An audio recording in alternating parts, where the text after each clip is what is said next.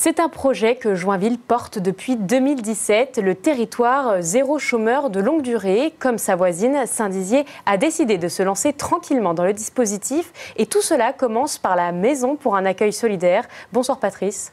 Bonsoir. Bonsoir Fabrice. Bonsoir. Alors merci d'être avec nous ce soir. Première question, concrètement, c'est quoi le territoire zéro chômeur ? Alors je crois qu'il faut revenir un petit peu à la genèse de l'expérience. Donc ça vient un peu de l'idée folle d'un homme qui s'appelle Patrick Valentin, qui travaille dans le monde associatif et qui est dans le droit à l'emploi, si vous voulez, depuis une 50aine d'années, et qui a eu cette idée folle un peu de se dire pourquoi pas réaffecter des coûts des gens qui sont en chômage sur une expérimentation. Et avec l'aide d'associations comme ATD Quart-Monde, comme le Secours catholique, comme Emmaüs. Et puis il a été rejoint par Laurent Grand-Guillaume, qui était député, qui est maintenant président de Territoire Zéro Chômeur France. Ils ont continué à approfondir ce sujet pour arriver à la première loi qui a été promulguée en février 2016, qui a habilité 10 territoires. Donc l'expérimentation durait sur 5 ans.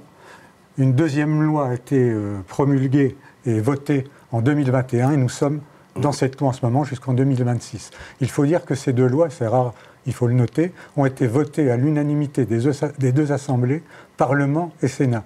Donc surtout dans le moment qu'on vit, c'est quelque chose qu'il faut souligner. Alors justement, vous le disiez, deux lois, mais concrètement, ça se traduit comment sur un territoire ? La méthodologie de territoire zéro chômeur, c'est de créer un consensus au niveau local avec tous les partenaires élus, institutionnels, tous les différents partenaires et les acteurs économiques et sociaux de la commune. Donc de mettre en place un consensus pour arriver à recenser ensemble tous les chômeurs de longue durée de plus d'1 an.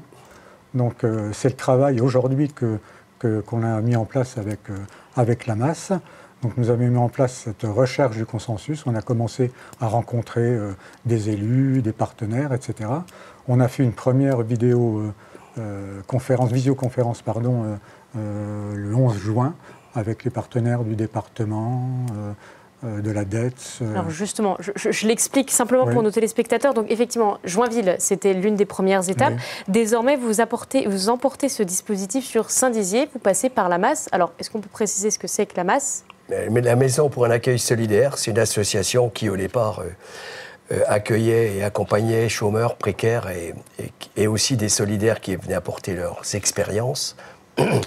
Donc, on a vu que ces territoires zéro chômeur apportaient un débouché concret, puisque après avoir accueilli les gens, après avoir fait de l'accompagnement social, il fallait essayer de trouver des choses porteuses d'espoir et porteuses d'emploi non précaires, qui était l'objectif, puisque l'objectif final, ce sont des emplois en CDI, contrat à durée indéterminée, à temps choisi. Ça, c'était l'objectif final.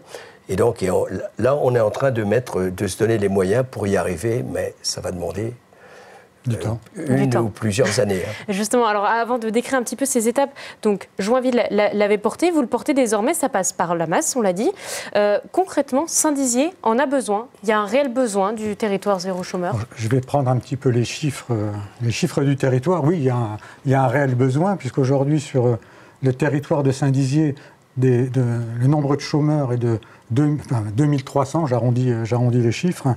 En chômeurs de longue durée, on a 900 personnes qui sont privées d'emploi durablement, et plus de 500 sont privées durablement de plus de 2 ans.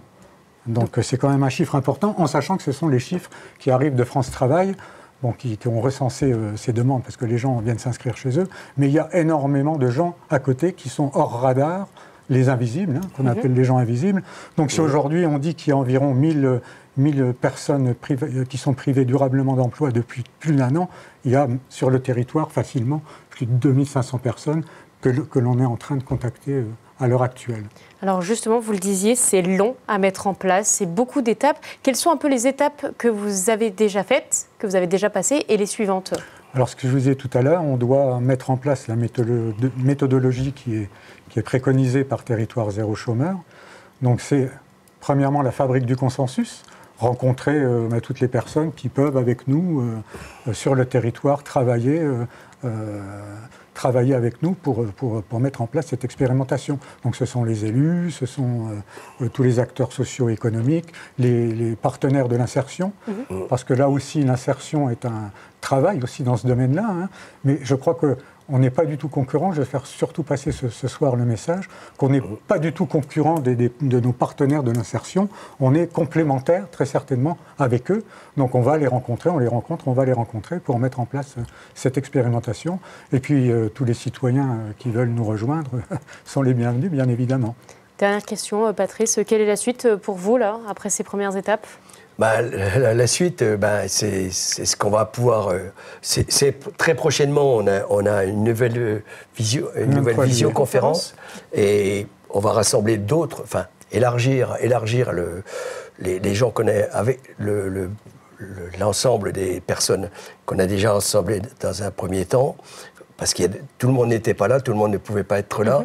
Donc il faut que, pour nous, c'est vraiment la fabrique du consensus, d'un côté, rechercher des activités possibles qui ne sont pas en concurrence avec ce qui existe sur le territoire localement, et aussi être dans l'esprit vraiment de proposer à tout chômeur qu'il peut, qu'il veut, qui a la volonté de trouver un emploi pérenne.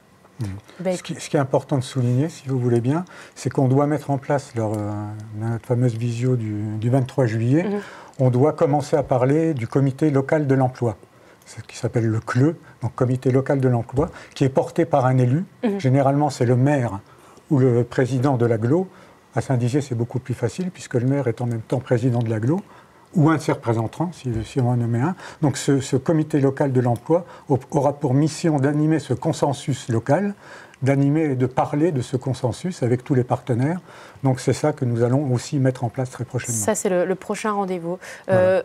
Quelque chose pour vous joindre, un numéro peut-être pour prendre des informations? Alors oui, le numéro, je vais vous donner un numéro de portable. Oui. Nous avons une permanence qui se tient tous les lundis de 15h à 17h à la Masse, 4 rue de l'École, impasse Brossolette. Au deuxième étage, après. Au deuxième étage, dans le local ACT. D'accord. Exactement. Et vous avez également... un autre local que la Masse, il faut préciser. Oui. Mais on travaille en collaboration. Voilà, on recevra les gens au deuxième étage. Au deuxième étage. Voilà. Très bien. Voilà, donc le numéro, c'est le 07 44 53 91 03. Eh bien, écoutez, merci pour toutes ces informations. Merci d'avoir été avec nous sur notre plateau. C'est nous qui vous remercions. Merci à vous.